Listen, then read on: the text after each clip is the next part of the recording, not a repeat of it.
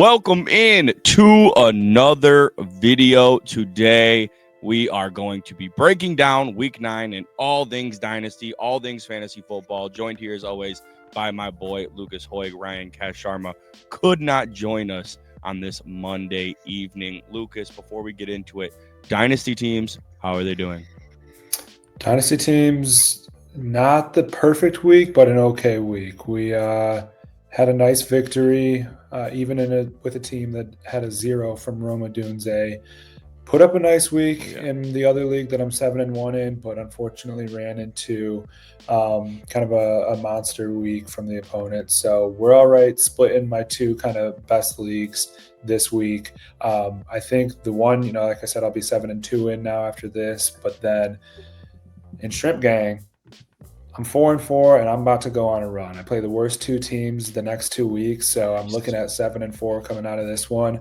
Feeling really good about that. And then I actually, unfortunately, won. No, actually, I take that back. I lost in the league I needed to lose in, and then you and I had quite the week in the league that we co-commission. Again, with Roma Dunze putting up a 0 there, we still put well over 200 points. So that was a fun one. We've been waiting on that for a while. That was our team right there that we've been looking to see. That was a good one. I am currently 0.5 points away from putting up a league high in Shrimp Gang, the league that me and you were in together. Had a god week. Bowers, London, Allen, CMC, Lamar, all putting up phenomenal performances. And then, yes, in our co-commission league, we fell 0.5 points short of a league high points, with also having London, Lamar, Dowdle was in that mix, and then Caleb, T. Higgins 41. Caleb 41, T. Higgins having 35. So big weeks just across the NFL. A much better slate this week than you saw last week. Big points from the stars around the league, really. I mean, CMC, other than like Jonathan Taylor and probably like Jamar Chase, I know he still probably had a pretty good game. I know he had over 100 yards, quite the reception. So, but other than Jonathan Taylor, stars were putting up some numbers in this week's Dynasty League. Let's go ahead and get into it. Today, we're going to be doing a little buy low and sell high. The trade deadline is coming up in probably some of your leagues, and in probably about 2 or 3 weeks, we're going to dive even deeper into it. But perfect week for buy low, sell high. We're reaching that midway point of the season where the tides kind of start to turn for your fantasy players. We'll go ahead and start it off with me today, Lucas. We're going to kick it off with my buy lows, and I'm talking about Derrick Henry and George Kittle, but I did it differently here. First off, as you can see here, points per game on the left there for Derrick Henry, 12.3 in his last 6 games. That's actually removing his outliers of his lowest scored points of 2 points, which he scored in week 2, and 30 points in week 1, giving you a bit more even keel there. And then George Kittle in his 3 games since injury, only 7 points per game. But I did it a little differently than your normal buy low, guys. I got one caution buy low, and that is Derrick Henry. Let me break down some stuff here for you. His next 2 games, he's got Minnesota and Cleveland, and you see that 12.3 number there. I do think that is what Derrick Henry is this season. I kind of just think that's what you're getting out of him in your pretty average games, maybe even lower in those matchups against Minnesota and Cleveland. But if you're a team who maybe has been battling some injuries this year, you're kind of on the cusp of a postseason, you think you're going to be getting some guys back, and you need to kind of win a few ball games to maybe get into the playoffs, and like you think your team, once it gets there, has a chance, Derrick Henry is a perfect guy for you. Following the Minnesota game and the Cleveland game, he got the Jets. That just screams money. And then he got the Cincinnati Bengals in the game after that. That's a guy who's just looking like he's going to put up 35 points against the Cincinnati Bengals. Everybody has ran all over the Cincinnati Bengals this season. And then, first round of the playoffs, he faces off against the Cincinnati Bengals once again. So that's a guy who can get you over that hump and get you that week 1 playoff victory. The issue is, after that, he got New England, number 1 ranked defense against the run. And then right after that, he's got Green Bay, in which would be the championship, which is the number 2 ranked defense against running back. So kind of a caution buy. I don't think this is a guy who's going to be able to carry you to a championship. Like I said, I think that 12.3 is what he is. Like, I think that he can consistently get that. He's probably going to get like 18 to 22 carries per game. He's still a big boy. He's still going to probably get that 60, 70 yards, maybe a few receptions in there in the touchdown. But I don't see this guy being a guy who's going to go out there and put up the 20 points per game like we're used to seeing, especially when it comes down to New England and Green Bay. But this is more of a just if you can get him to help your roster get into the postseason and let maybe the rest of your team do the work from that point. I like Derrick Henry. And then George Kittle, he's just got some really favorable matchups. I think he's just waiting to explode. Kittle's a dog. Maybe things aren't on the same page with him and Mac Jones, but favorable matchups in the playoff weeks. You got Tennessee, Indianapolis, and Chicago defenses who have been allowing a lot of points to tight ends. Your thoughts on my buy lows?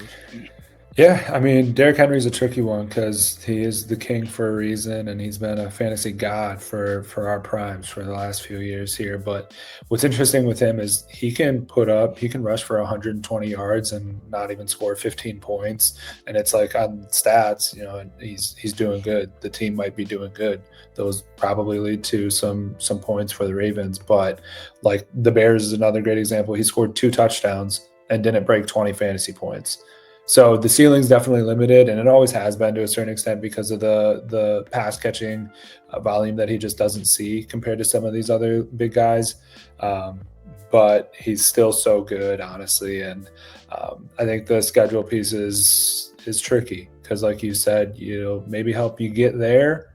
He won't carry you there, and then championship weekend is when it matters. Really, you got to figure out. Is that someone who's going to be touchdown dependent? Do you expect the Ravens? Maybe it's depending on how good their offense looks as a whole. Derrick Henry will probably ride with that. So it's an interesting one. I think definitely cautionary.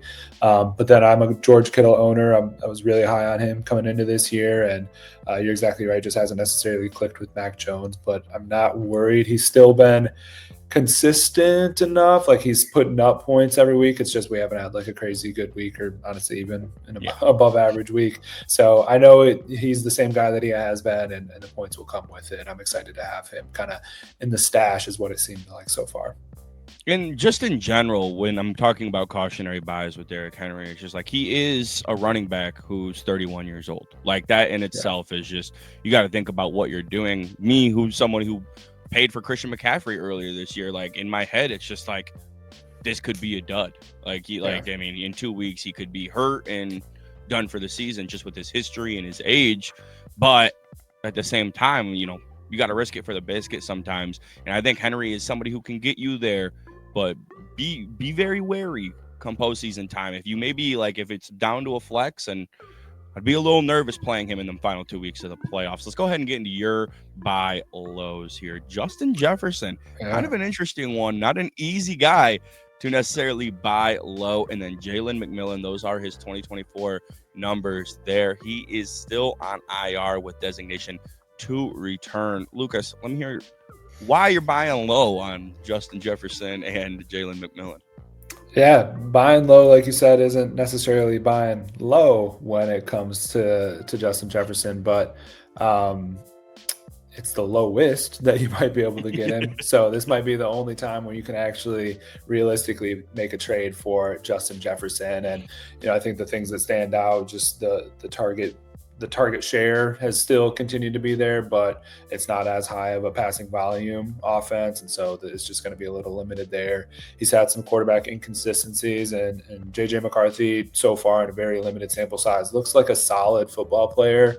I'd love to come out here and say that he looks terrible as a Bear fan. That hasn't been the case. So I'm sure that offense will be good for the next few years. And Justin Jefferson will continue to be a fantastic player, but I don't think that he has now, especially looking at what Joe Flacco can do in Cincinnati, let alone Joe Burrow, I don't think he has the ceiling that I thought coming into this year was still comparable to Jamar Chase. So I still think that he is the most talented wide receiver in the league right now. A lot of that's from getting burned by him over the years. But like I said, now is just a great time where his value due to the inconsistencies at quarterback, and he hasn't had like a breakout crazy game this year. So I think he's definitely due.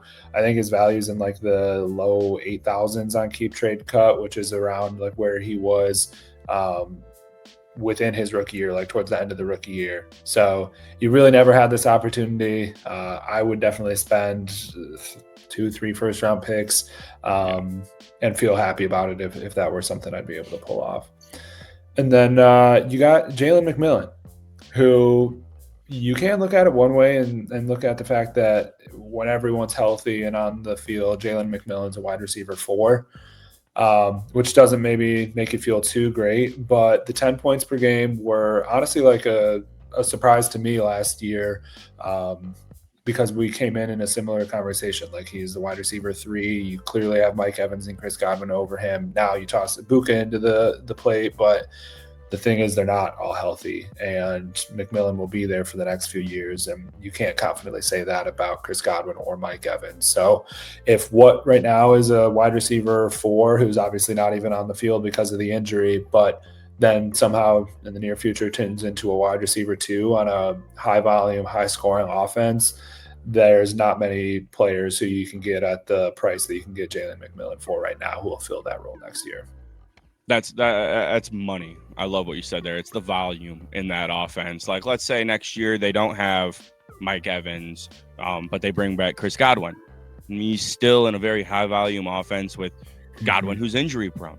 Yeah. Let's say they bring back neither of them. Then he's wide receiver 2 in an offense and getting even more of a target share. So I really like the value on McMillan right now. I was sick to my stomach when Ibuka went to the Buccaneers, just because I'm very high on McMillan and I like his talent. It was just like, damn, that kind of kills the situation. And we haven't really got to see what that situation is like with him on injury so far this year. So he can't be going for anything more right now than probably, I would say, a future second. That would probably be his max value. You could probably sneak him for a 3rd and a 4th right now. And I kind of like the risk on that one, really, because your hit rates in the 3rd and 4th round can be so low.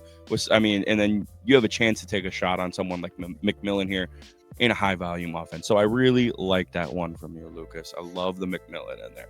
Let's talk about some sells, huh? Let's talk about some sells. We'll get into mine. On the left here, you have Travis Etienne averaging 12.5 points per game over his last 5 games, putting up 17 against the Raiders yesterday. And you have Sam Darnold, who was near perfect in his game against the Commanders, averaging only 18.3 points per game so far this season. But he's had a couple of beautiful performances. And just like my Derrick Henry and George Kittle slide, I have a caution sale, and that is Sam Darnold, because nobody values, I would say, the quarterback position more than me. I've got a hard on for these guys. You know I do. It's every quarterback is probably worth a 1st round pick if they're starting, in my eyes, damn near. And he's just got a tough remainder of the remaining schedule the rest of the way for him. I don't think this is going to be a guy who's going to be consistently putting up those performances that you saw against a very slow, old, and injured Commanders defense last night. And this could be his peak value. Like, it really could be Sam Darnold's peak value right here, right now, in this moment. You had all of last year in Minnesota where he put up some really good, consistent numbers and a really good offense. And then he goes to Seattle and the worries start to kick in. They do. And you're like, oh boy, I don't know how much I trust this. Kevin O'Connell's not there. Justin Jefferson's not there. But he finds himself with Clint Kubiak, who he gets along with very well, has experience with in the past, finds himself a brand new stud wide receiver in Jackson Smith-Njigba. And he goes out there and he starts balling again. But my issue is, I just think he has a ceiling of a Brock Purdy. Now, there's nothing wrong with having Brock Purdy as your quarterback too.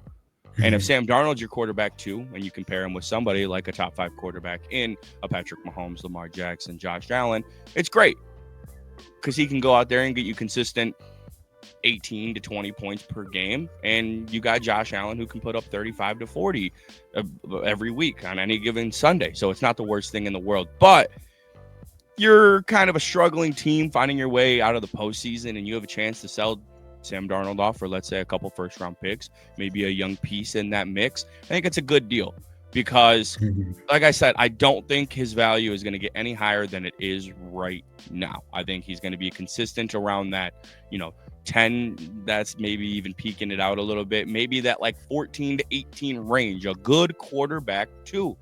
But after the performance last night and what he did on national television, which everyone in the world got to see, that's some good value right there. Maybe go out there and sell them. If you're not in dire need of having a quarterback too, or you have two really good quarterbacks, maybe I've been kind of thinking in my head, exploring a trade option of like, hey, give me Cam Ward and a first round pick, and you can have Sam Darnold, taking a risk on somebody young like that, somebody taking a shot on like that. So that is my caution sale.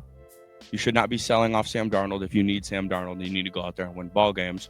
But I think his value is peaked right now. And then ETN, if you're set at running back and flex, like even like playoff, if you're not a playoff team, ship this motherfucker out immediately. Goodbye. Send him wherever, whoever will pay for him, damn near at whatever price. If you're a playoff team and you're kind of deep and you're set at running back and flex, get what you can for him now, because his value is going to be dead in about 6 weeks. I've never been a huge ETN guy. I think he's been inconsistent. Never really found his true role in this Jacksonville offense outside of that 2022 season. I'm getting rid of him. I'm shipping him off for whatever I possibly can. Right now, he just put up 17 points against the Raiders. I'm making phone calls. I'm calling everybody. ETN on the block. I just, it's as simple as that for me. I think he's probably not going to find himself in Jacksonville after this season, and I'm not really optimistic about where he could land.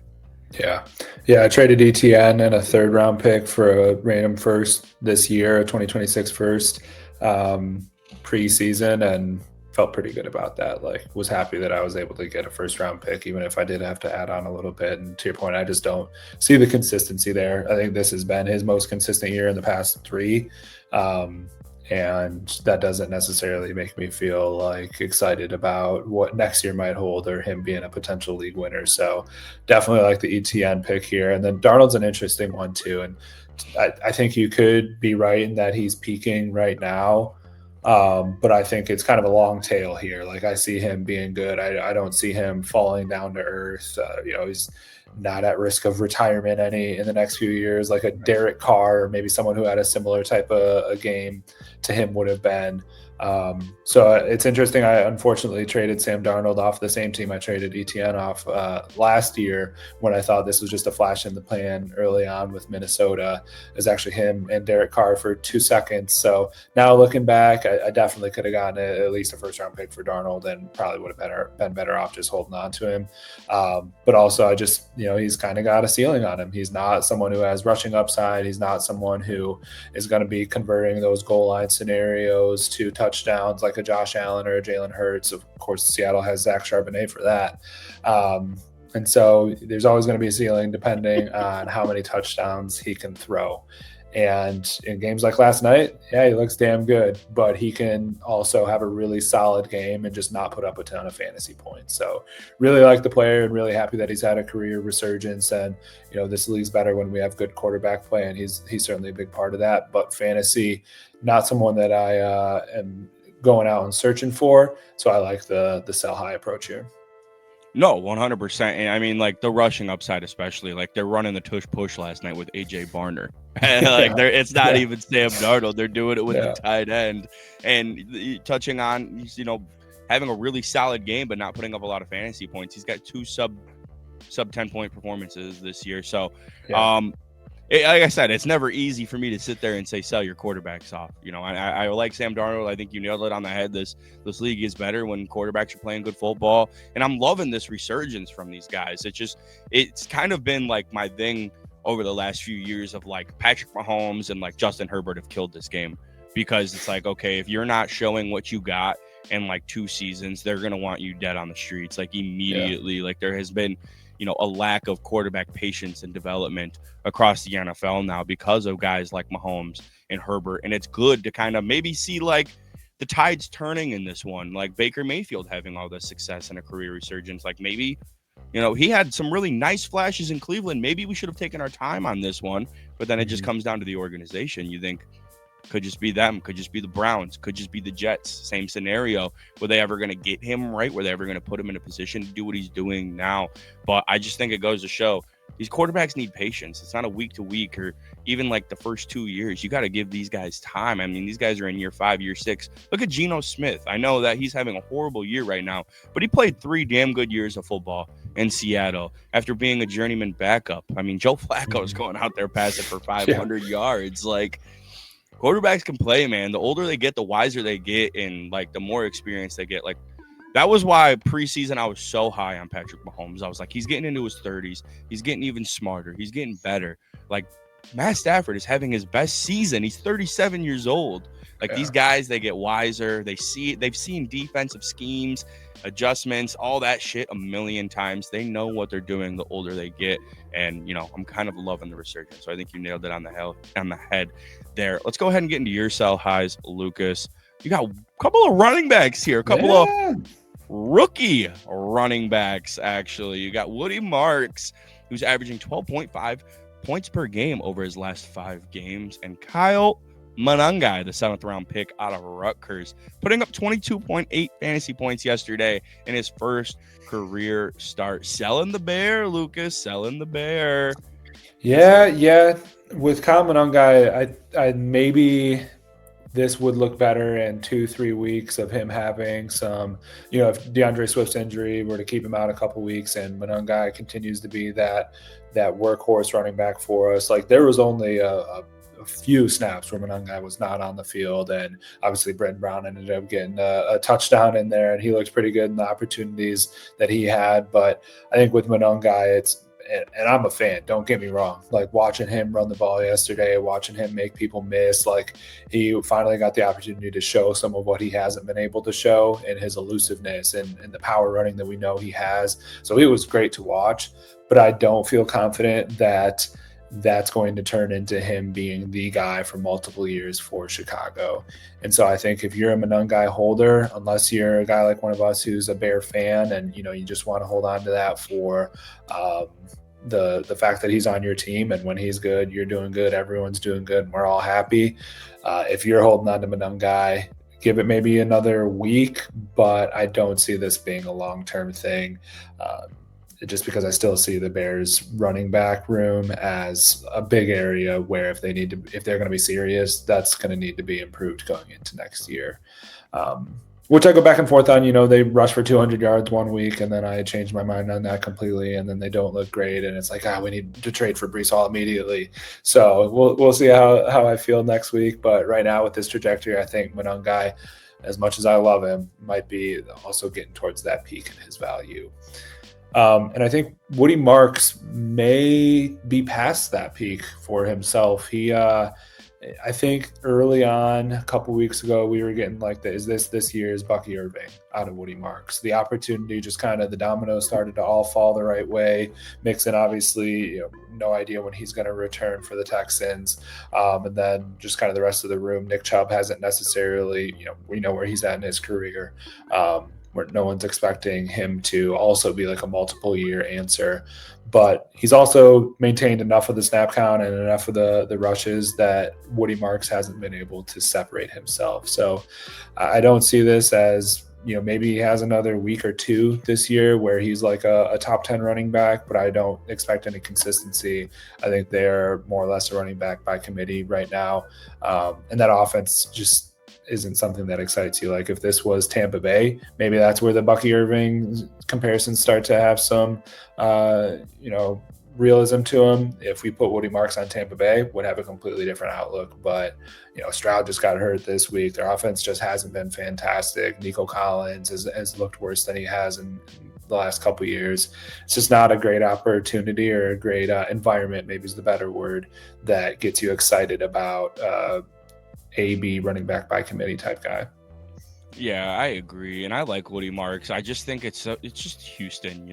There's not a whole lot of, other than Nico Collins, who has been injury prone and kind of having a down year, along with the entire Texans offense. It's just a snooze fest, kind of, man. It really is, and like you said, I just don't think if he's not outworking himself or separating himself, and maybe that goes on the coaching staff, maybe that goes on his talent and his play, then there's not a whole lot you can do for you. And he just kind of put up a dud against the Denver Broncos. Wasn't really, it's a tough defense to go up against. It's no slouches at all, and especially when you have to go out there and start throwing the ball with Davis Mills. It's, you kind of all eyes on you at the running back position. There's no real threat that Davis Mills is going to light your ass on fire. So, yeah, I kind of like the idea of it, of shipping off Woody Marks.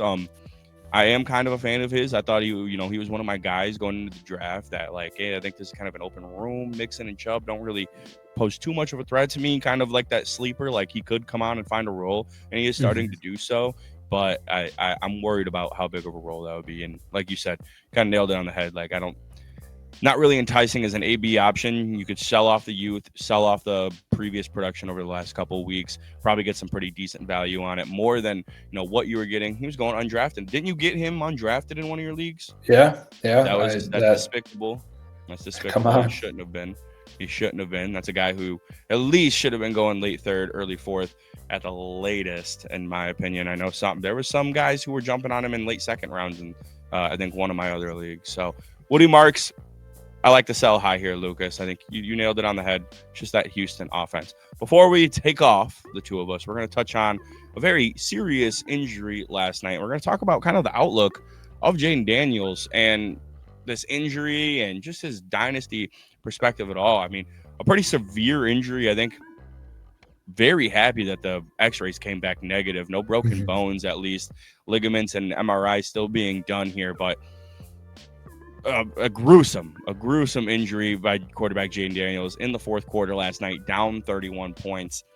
Semantics on the coaching and all that aside here, how has your dynasty outlook on Jayden Daniels changed, if it has at all, over the course of this sophomore season?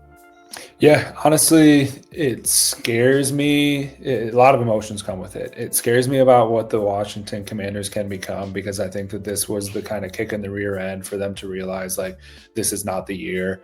And Jaden Daniels getting hurt, very unfortunate for the player, for the guy, but I think it kind of forces them in one direction rather than holding on to a team that's built around a really old core. Maybe not core, but everywhere around the core is very old, and so like I said, this kind of pushes them in one direction. They need to really hit the reset button now with their star quarterback out for likely the rest of the year, if not a vast majority of it. And so I think they're going to come back, retool, repurpose, move around some pieces that are currently on the roster. Maybe not next year be a huge threat. Um, and hey, we thought that 2 years ago before Jayden Daniels' rookie year that they weren't going to be a threat and they were going to be a terrible team, and they quickly turned that around. So it'll be interesting. But what I'm trying to say is I think that his value as a player in the long term shouldn't go anywhere. This is not a leg injury. This is not his own throwing arm injury. You could chop that thing off and he could still be a damn good quarterback. So, this is another opportunity to go by. I think like for any contending team that has Jayden Daniels that needs someone who's going to start games for him this year, and you can take a chance on something more long term, like this is a great opportunity to buy someone who's going to come back, hopefully with a better team, with more long term outlook, and still be able to use his rushing ability and his great arm talent that we've seen throughout his career to this point. So it sucks for Jayden Daniels, but I think it's not what's best for the Commanders. I don't want to say that, but it'll end up being okay for them in the long run. No, I think it's fair to say that this is probably like obviously not the injury aspect, but kind of like the wake up call and the kick in the rear end and Yeah. what you talked about. I mean, Adam Peters and both Dan Quinn and Adam Peters need to be like kind of called into question here. And Yeah. I'd be worried if I was a Commanders fan about the outlook, because if you look at his track record just over the course of two drafts, and it's too early to truly tell, but it hasn't been great. You got Jaden Daniels, Johnny Newton has been irrelevant in Washington so far through two seasons. Sanders Strill, I liked him coming out of Michigan, but hasn't been great. And overall, just the Mhm. direction of the team, it's not looking good. And that's what you get for investing all these draft picks and all this capital and money into an older roster. So I am worried about that. But like you said, I think the outlook on them, they need to reset. And I agree with you. I don't think next year is going to be a true threat for them. But I think that in 2027, maybe we could really start to see some serious juice from him. When he's on the field, he's a fantasy threat no matter what. It's just now the question of is he going to be on the field starts to come into question here. And that was like the Mhm. only real true concern outside of how he handled pressure, because I know his pressure numbers weren't great at neither Arizona State or LSU, but it was just his frame. This is now, Yeah. in his first 23, 24 games in his career that he's had four separate injuries to four separate parts of his body. That's worrisome. You got a knee, you got a hamstring, you got ribs, and now you have his arm. Um, it's unfortunate to say that, and but it is the truth. It's a scary thing. So that's probably my only caution. But I love your thoughts on like a buy now. Like it's still probably going to cost you a pretty penny, and the Oh yeah. caution of his injuries would definitely still be in the back of my mind when buying, and just the future outlook on this team with they're probably going to need to cut ties with Debo, who's making a lot of money. They're going to have to revamp the offensive line. That brings the cause for concern on injuries back up with it, because their offensive line is struggling and they've invested a lot into it. But I like the idea of a buy now, because this is maybe not necessarily, I would say, the cheapest his value could get, but it's probably the lowest it's been so far since before he started playing football in the Right. NFL. Yeah. Yeah. So I like that. I like that. But I would say he was probably my quarterback 5. I know he was your QB 3 just in terms of value going into the season. Maybe drop him. I mean, May has surpassed him in my opinion. Yeah. I think so. Um, Hurts probably surpasses him now in my eyes. That's Yeah. probably about it. I know that you were. I mean, I had Mahomes, Burrow, I was going to say Lamar, and Josh. Mahomes. Right. Yeah, but I mean, I think this probably drops him down out of the QB 5 range for me into like the QB 7, QB 8. It's not a significant fall off by any means, just based on this injury. Yeah. Closer to our King Caleb. Yes, our golden boy. But that is going to go ahead and wrap up our show for you guys today. Thank you so much to Lucas, as always, for jumping on and talking Dynasty with me. We'll be back next week with Ryan Cash-Sharma back in the mix with the three of us. I know he's so upset that he missed out on the buy and the sell and Jayden Daniels talk. You know he had probably some wild takes just ready to go. Ready to go for Daniels. Oh, Caleb's for sure ahead of him now. Just he always loved talking about his small frame. So he was probably like, guys, could have seen this He's coming a outside mile away. tonight. Thank you guys so much for tuning into another video. I got power rankings coming out tomorrow for week 10 and little trade deadline recap. Big day in the NFL as well. So we'll talk to you guys soon. Peace.